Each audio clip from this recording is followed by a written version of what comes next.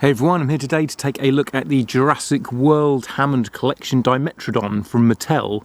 This is a dinosaur that appeared in the last movie, Dominion, and it was great to see it finally make an appearance because there'd been toys of this ever since the original Kenner line for the first Jurassic Park in 1993. Here's the packaging, standard Hammond collection, picture of the toy on the front there. Another picture of the toy on the side with the Jurassic World Dominion logo underneath, because that's what this dinosaur's from. And then some more pictures of the toy, no photographs from the film though, and just a little kind of bio. When Dr. Ellie Sattler, Dr. Alan Grant and Maisie Lockwood make their way through the Biosyn amber mines, they encounter a pack of dangerous Dimetrodons. Fortunately, they are able to avert disaster with some help from Dr. Ian Malcolm and Ramsey Cole. And you can see the other dinosaurs that are available in this line. Carnotaurus, Velociraptor Blue and Owen Grey, all a part of this wave. To fit in this packaging, the tail is detached, so when you get this you'll have to plug the tail in, and once the tail's plugged in you can't really pull it out, so you can't repackage these. Now for articulation, the head moves up and down like that, and the mouth opens, and you can kind of spin it around like that as well.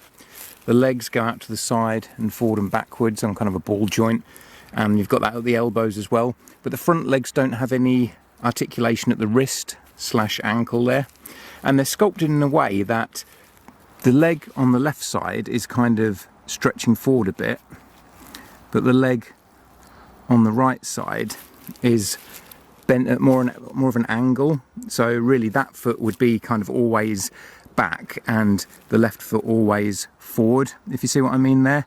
So you're somewhat limited on the posing with that. You can't really do it the other way around. If you try and have that leg back and that leg forward, it just doesn't work because of how the ankles are sculpted. So it's a bit specific, which is strange. It would have been kind of nice if there was articulation at those ankle points there. It's not really too big a deal, I can't say I mind that much, but like I say, it does just sort of limit what posing you can do with those front legs really. And then the back legs have a full range of motion, where as well as going forward and backwards, they've got the swivel at the knees and they bend at the knees, and the ankles have a swivel and a pivot as well. So there's full range of ankle articulation on the back legs. And then the tail swivels where it's connected to the body, pivots round, goes in all directions, and then it's a rubber tail with wire inside that bends, so you can pose that however you want by bending it, basically like that.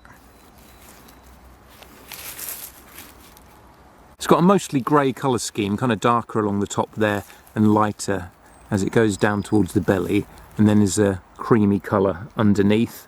And the feet have got some darker brown on the bottom as well, and all the nails are painted.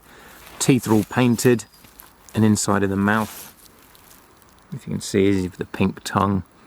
The teeth are sculpted in. It hasn't got the separate sort of soft plastic teeth like a lot of the recent dinosaurs have in the main line and the Hammond collection, but I guess it's because it's so small, like the teeth are very tiny on this.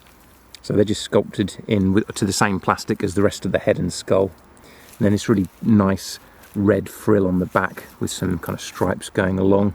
Lots of detailing with the scales and things as well.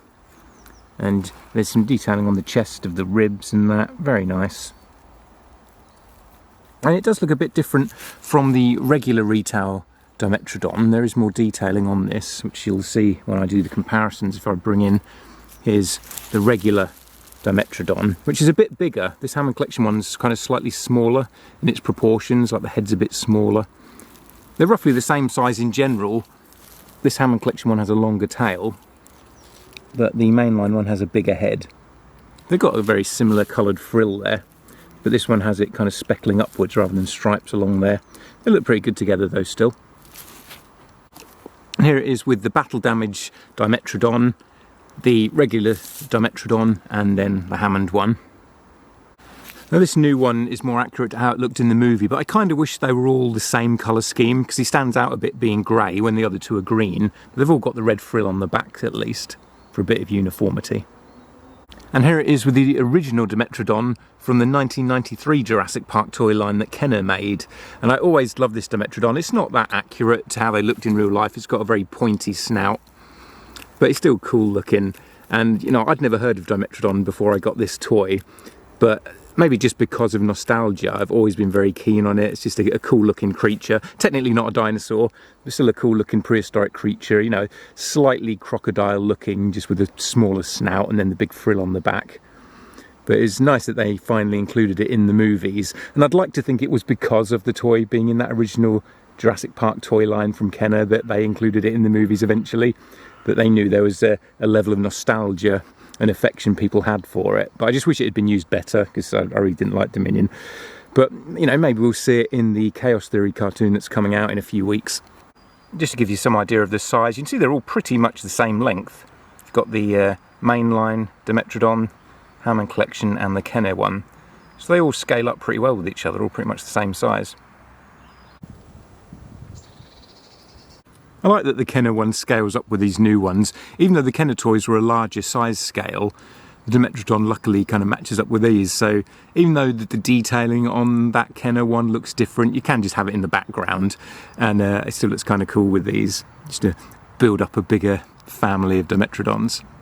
It's hard to tell because the eyes are so small, but I think they are a separate piece, like all of the recent Hammond collection dinosaurs that have had the glass or at least clear plastic eyes that are inserted in rather than being painted on. I think they've done the same with this, but they're so small you can't really see any of the detail of the eye. It just looks like a bit of a little black hole there. You see all the nice sculpting detail there.